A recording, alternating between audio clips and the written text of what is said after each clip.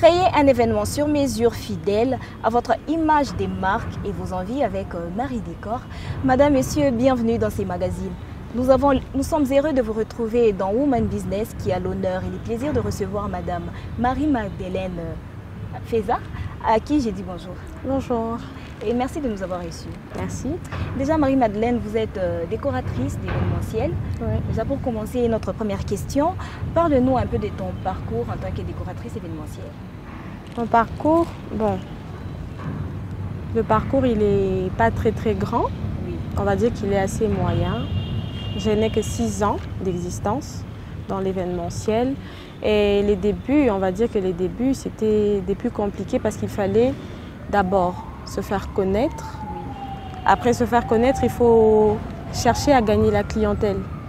Quand tu gagnes la clientèle, l'autre étape la plus importante, c'est fidéliser et surtout avoir beaucoup de clients. Chose qui n'est pas facile dans un monde où beaucoup de gens aussi sont dans le même domaine que moi. Donc le parcours, il est, on va dire, un peu comme une montagne. Tantôt ça monte, tantôt ça descend. Et puis on essaie de s'en sortir quand même. Alors Ouais. qu'est-ce qui t'a autant inspiré d'entreprendre dans la décoration? Ok. Déjà, depuis toute petite, la décoration d'intérieur, c'est ça qui me passionne. Oui, depuis toute petite, on va dire chez moi à la maison, je passais mon temps, la plupart de mon temps, à changer les décors dans la maison. Tout le temps. Aujourd'hui, c'était comme ça. Demain, je voulais tout le temps changer quelque chose. Mais après, en arrivant à l'université, c'est là que j'ai remarqué que j'avais développé un tout autre truc qui s'attachait plus à l'événementiel. Déjà que l'événementiel, c'est un domaine dans lequel j'aime vrai tout ce qui est organisé d'événements, restauration, tout ce qui est fête. Donc tu t'impliques? Oui. Et c'est comme ça que facilement, je me suis dit, bah, je me lance dans ça. Et vu que décorer l'intérieur, c'était ma passion, facilement, j'ai pu me lancer pour les décorations aussi en événementiel, ce qui n'est pas très compliqué non plus. Alors, depuis la création de Marie Décor, quelles ont été les évolutions majeures que tu aies connues dans le monde de l'événementiel? Depuis sa création, de base, je n'étais qu'un service de décoration tout court. Oui. Mais après, ma seconde réalisation, c'était que j'ai créé une équipe de protocole.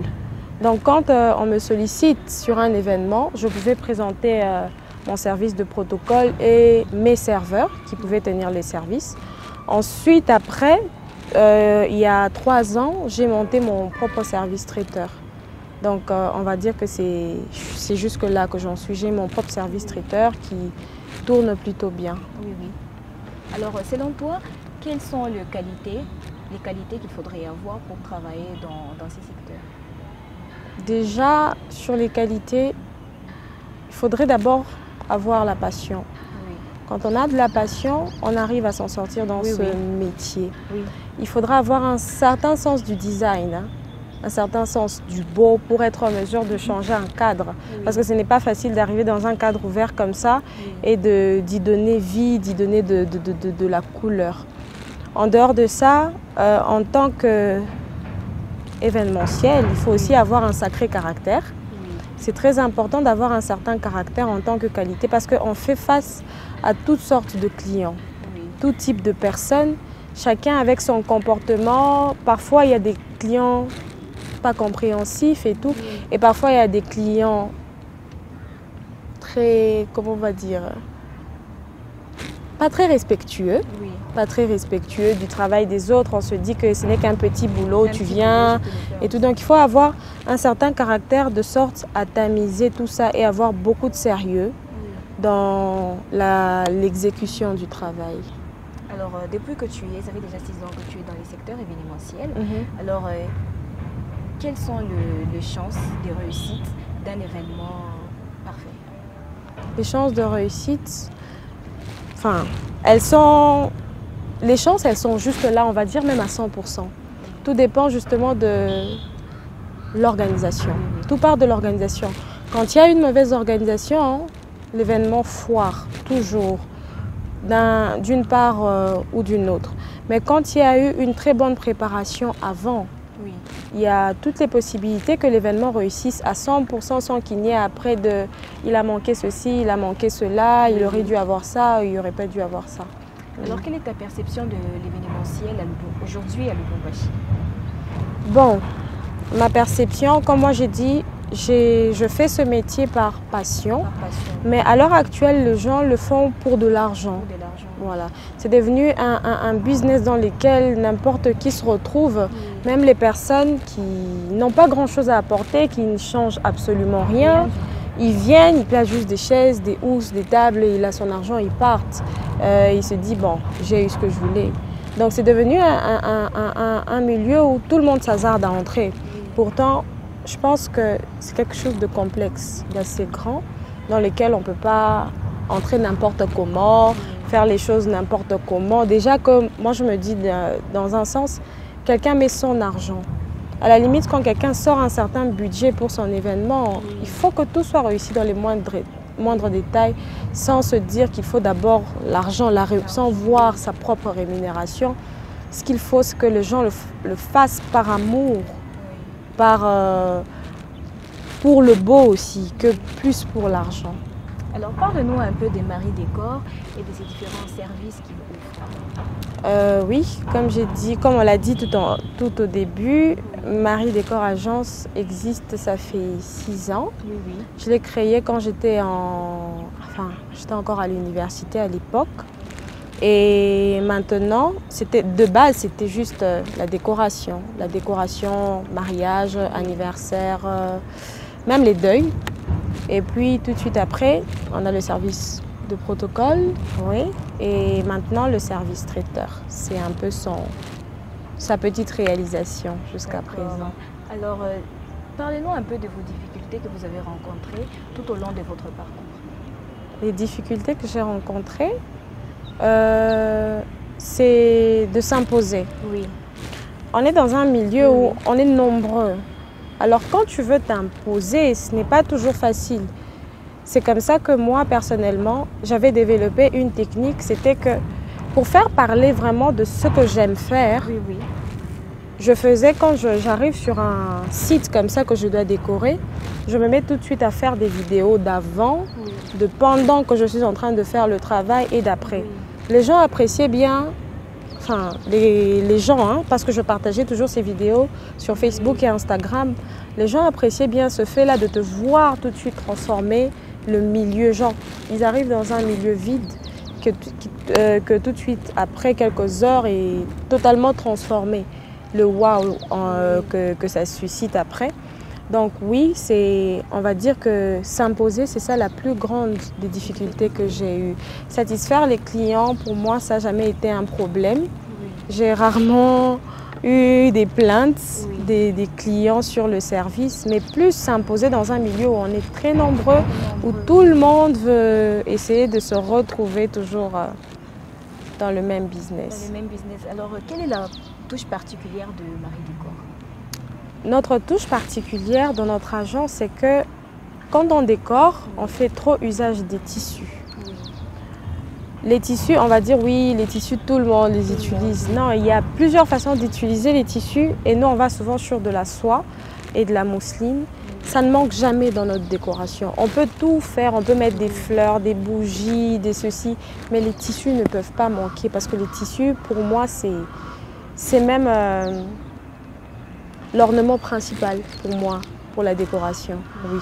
Parce que c'est sur les tissus que tu peux avoir une coloration ou cette coloration qui va casser la couleur qui est déjà présente. Donc, un peu de tas de choses qui se passent dans ma tête, mais pour moi, c'est vraiment le tissu, notre touche particulière et notre façon de l'utiliser.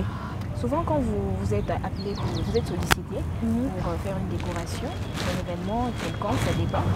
Vous accompagnez votre équipe ou vous leur envoyez carrément, vous leur dites par exemple, vous leur donnez le thème, vous leur dites allez-y, voilà, vous allez procéder de cette manière, ou vous êtes toujours là présente et vous leur accompagnez avec vos idées, avec votre façon de voir la décoration et autres.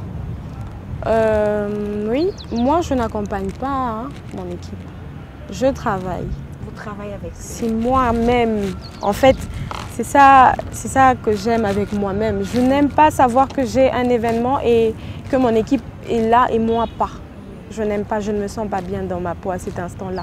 Donc quand j'ai un événement, j'aime être là, sur place, j'aime coordonner et non seulement je coordonne, je pratique. Je préfère parce que c'est ma passion. Pourquoi je vais dire à quelqu'un d'autre d'aller réaliser ce que moi j'aime?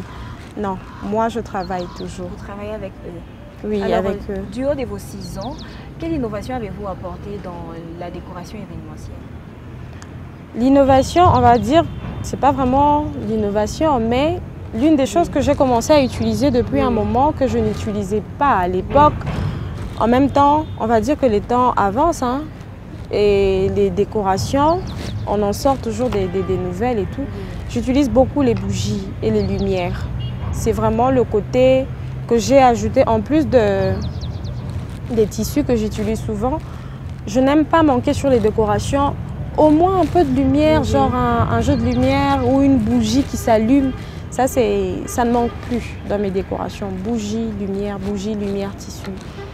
Le mélange là, j'aime pas le manquer. Je peux manquer de tout, je peux manquer même des fleurs, mais pas de ça. Alors depuis que vous êtes dans le secteur événementiel et des décorations, quels sont les thèmes et les couleurs les plus appréciés par vos clients?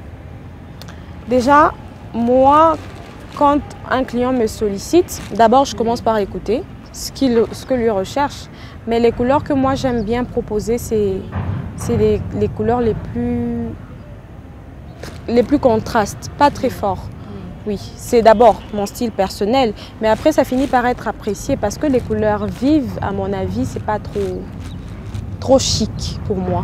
Donc on va dire sur les couleurs, les décorations en noir, le blanc, les décorations en vert, le rouge bordeaux sont les couleurs, chaque fois que moi personnellement je les ai utilisées, j'ai même eu un pourboire. Après, oui, chez les clients. Il y a de ces clients qui vont venir, il va te dire, moi je veux du rose et du bleu. Si c'est ça qu'il veut, d'accord. Mais moi, quand je dois donner ma touche, parce que moi j'aime bien conseiller mes clients, oui, dans l'assemblage des couleurs, parce que tu fais ton événement, tu veux que ça se passe bien, mais moi je vends mon service. Il faudrait que quand on regarde, on se dit, waouh, qui a fait ça? Donc oui, j'aime bien conseiller les clients et souvent je ne pars pas sur des couleurs vivantes. Et les couleurs que j'ai mentionnées là, c'est parmi les couleurs qui ont toujours été appréciées de mes clients en tout cas. Alors, je ne sais pas si vous avez déjà fait face à des clients qui viennent vers vous et qui vous proposent des couleurs peut-être, des couleurs que vous trouvez peut-être sentira pas beau, vu les cadres aussi l'emplacement, peut-être de la salle ou aussi l'emplacement du lieu. Quelle a été toujours votre réaction?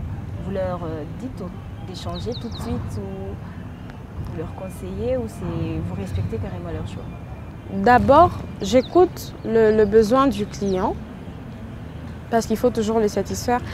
Parfois, ils peuvent venir, le cadre et la couleur qu'ils veulent utiliser pour leur événement ne se marient pas.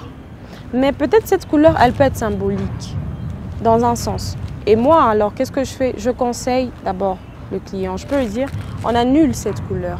Mais vu que vous tenez à ce que cette couleur soit présente, on va mettre maintenant des petits trucs, des petits, je sais pas moi, des bougies, peut-être des pétales qui vont rappeler cette couleur qui est pour vous symbolique. Mais quand ça ne marche pas, ça ne marche pas. Et moi, je n'aime pas prendre le risque de présenter un travail où il y a genre orange, bleu et rose que de faire un beau truc. Moi, j'aime pas prendre ce genre de risque. Donc, oui, j'arrive toujours à satisfaire le client en se disant, je ne suis pas d'accord avec vous, mais je peux remettre cette petite chose-là que vous attendez, que vous voulez vraiment qu'il ne manque pas. Oui, on peut l'ajouter. Alors, quels sont vos projets futurs de l'événementiel ou de la décoration dans notre province? Personnellement, particulièrement d'abord en tant que femme entrepreneur, mais aussi dans votre milieu. En tant que femme entrepreneur, je souhaite toujours y parvenir et y arriver, ne jamais abandonner. Ça, c'est une des choses que je me dis tout le temps. Je me dis, je ne fais pas ce métier pour de l'argent. Quoique, il y a ci, il y a ça, je fais ce métier parce que je l'aime, parce que je me sens dans mon élément quand je décore. Je me sens vraiment moi. Donc, je me souhaite d'avoir autant d'énergie dans le futur que j'en ai actuellement. Et en tant que décoratrice, dans l'événementiel, moi, j'espère que la vie me donnera l'opportunité surtout d'agrandir mon agence. Parce que moi, je me dis que je n'ai pas envie de me contenter que de décorer, traiteur, service, non. Moi, dans ma tête, il y a l'organisation des événements qui compte plus que encore. Toute autre chose, c'est l'organisation des événements. J'aime organiser des soirées à thème, j'aime organiser des concerts. Donc, j'aimerais avoir un espace pour, où je peux commencer à le faire en permanence. Si même un jour parvenir à commencer à déplacer des artistes, vous venez dans mon espace, j'ai déjà décoré, vous venez, vous vous asseyez, lui il fait son show, il part.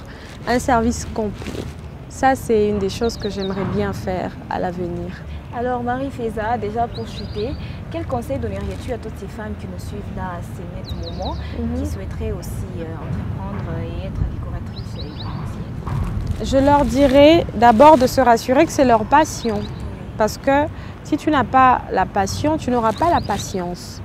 Donc, je leur demande surtout de se rassurer que c'est ce qu'elles aiment. Et si c'est ce qu'elles aiment, qu'elles continuent à foncer malgré qu'on est 10 000 maintenant sur la ville à faire le même boulot. Et surtout de toujours,